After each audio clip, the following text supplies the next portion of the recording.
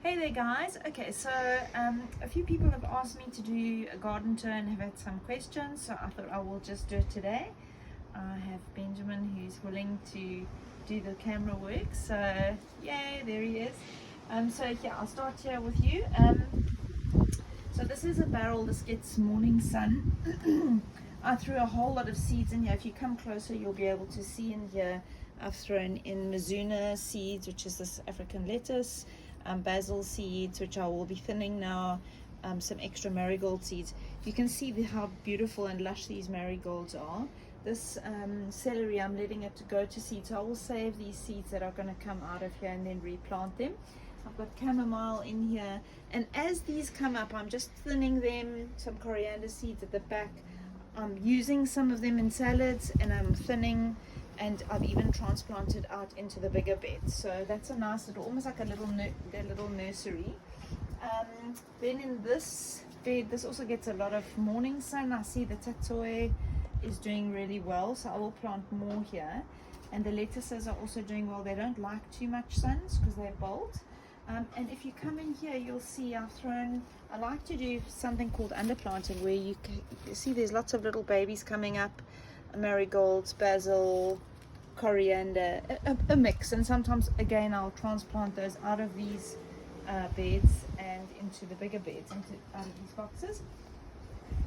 Here I've got some babies also that are just getting stronger here. I think these are spring onions with a bit of tatsoi or pak choi, I'm not sure. If you have a look in here, the pond is doing really well. We've got two different kinds of pond plants in here, and then we've also got a baby water lilies growing, which is great. We got a lily from this a few weeks ago, and then of course we leave the rock in there so that if we do get a frog, it's fallen down. If we do get a frog, he'll be able to get out. We have had frogs here since we started doing permaculture, and as you can see the water's quite clear, and we don't have any filtration. I just fill it up with some water every few days. Then in this bed, which is morning sun, we've got some Swiss chard, coriander seeds. Let's come closer to here. Swiss chard, coriander seeds, comfrey, spring onions, flowers at the front, calendula flowers mainly, with some cosmos, some echinacea seedlings are in. At the back we've got a gooseberry that's come up. Yeah, in here I've got valerian root growing, calendula. There's a squash that's come up, cosmos at the back, celery. This is borage. People love this. Look at this beautiful flower. It is like so stunning. That's a really good compost activator. It's very good, full of nitrogen, and so we use that in the compost. Just like comfrey, here you'll see comfrey at the back. We'll go on to all over, and that I also throw into the compost. So then moving along here, you'll see how big this comfrey is. Okay, you can go away a little bit. Okay, this comfrey, you can see it's massive, and it's actually beginning to flower, and it's got some seeds there, so I will catch those. And this is feverfew, which is a medicinal plant. We use that in our teas for immune boosting. Calendula again, dinosaur pearl, and there, I see there's some baby chamomile underneath there, just some. Okay, you can go further out. Alright, come. So let's have a look here. There's this is Melissa or lemon balm, also lovely to put in your teas. Dahlias, which are a great companion. This is cornflowers. Of course, these are edible, lovely for teas. This one's ready to come out. I'm capturing the seeds. But here you can see the comfrey has gone to flower here. How beautiful are those? They look like little purple bells. Really, really stunning. And in fact, if you have a look here, the sage has also gone to flower, also with these beautiful purple flowers. So all lavender, sage, comfrey, all the purple flowers are out now. So if you are an essential oil user, you try and use when those things are in flower, you would really often you want to use those oils. That's something that I found out. This one here is Artemisia, also called wilde als. That's a medicinal plant. Right, okay, so if you have a look at the back here, we've got cannabis here, which is for making CBD oil. We've got potato plants coming up. Lots of little babies here that I'm nursing. Curly kale, pawpaw, tatsoi. A few seeds that I think some cucamelons are in there as well. And here we've got yarrow, which is beautiful. And with an assortment of lettuces, red onions, spring onions, chilies at the back, tomatoes. The big flowers that you see there are garlic. So we're waiting to pull out their bulbs. I made the mistake of pulling some bulbs out too soon, so we've got 2 left. Beautiful sage. The sage has done really well. We've got baby beetroots in there, pineapple sage, some more dinosaur kale. In here I've interplanted with a Swiss chard some cos lettuce, and at the back more chilies, some brinjals, and the brinjals as well in with the Swiss chard on that side. And then if you have a look here, you'll see I'm trying my hand at these rows here, growing carrots from seed. So those are ready to be thinned out. And again, we've got celery going to seed here, lovely brinjals that are growing, strawberry plants. We've got a lot of strawberry boxes at the front. Okay, we can come around. We've had beautiful sweet peas this summer.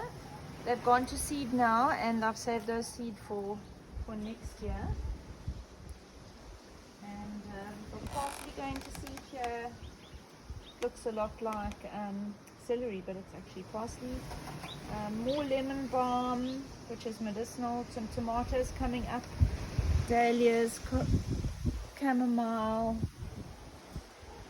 Yeah, this bed hasn't done very well for me, so I'm trying experiments at the moment. I've put some asparagus in there. We've had some kale in there that's done okay, and we've had beetroot that's done not very well. So this is a bit of a problem one.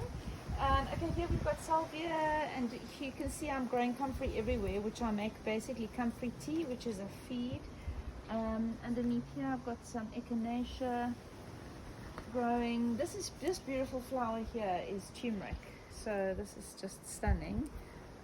So you can essentially harvest the rhizome when it's ready. And if you come along here, there's some more chamomile, some succulents, aloes, pelargonium, and then just some cosmos. And I think there's some calendula seed in this front section here, and some more comfrey at the back. There's also vetiver. This is vetiver here, this grass.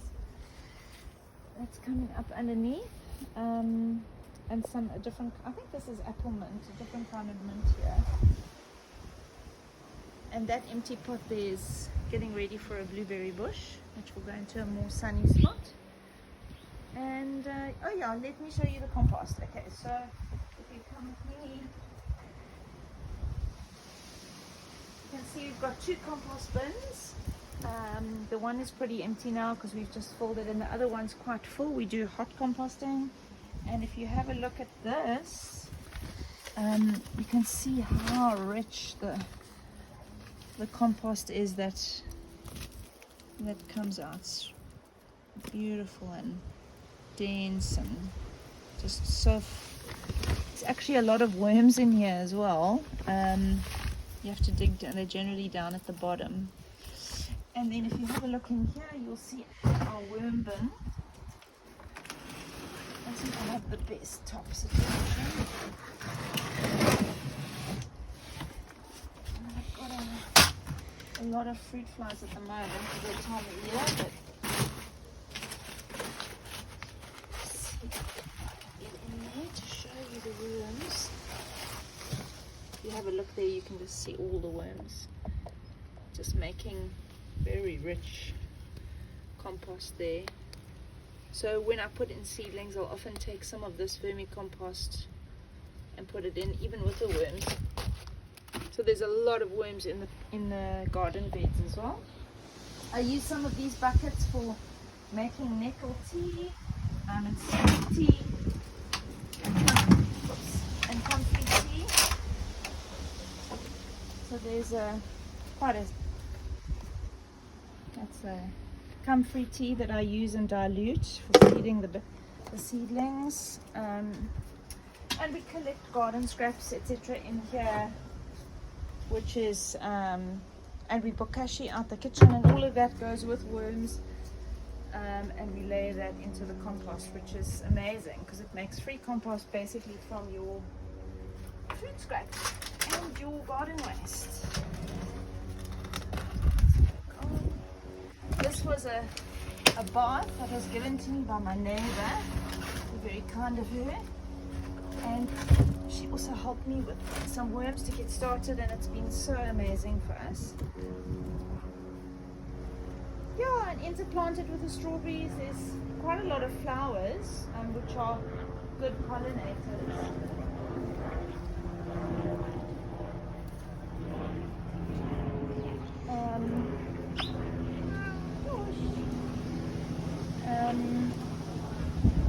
Yeah, so I hope you've enjoyed that. We've got a lot more at the front, but that's the back garden.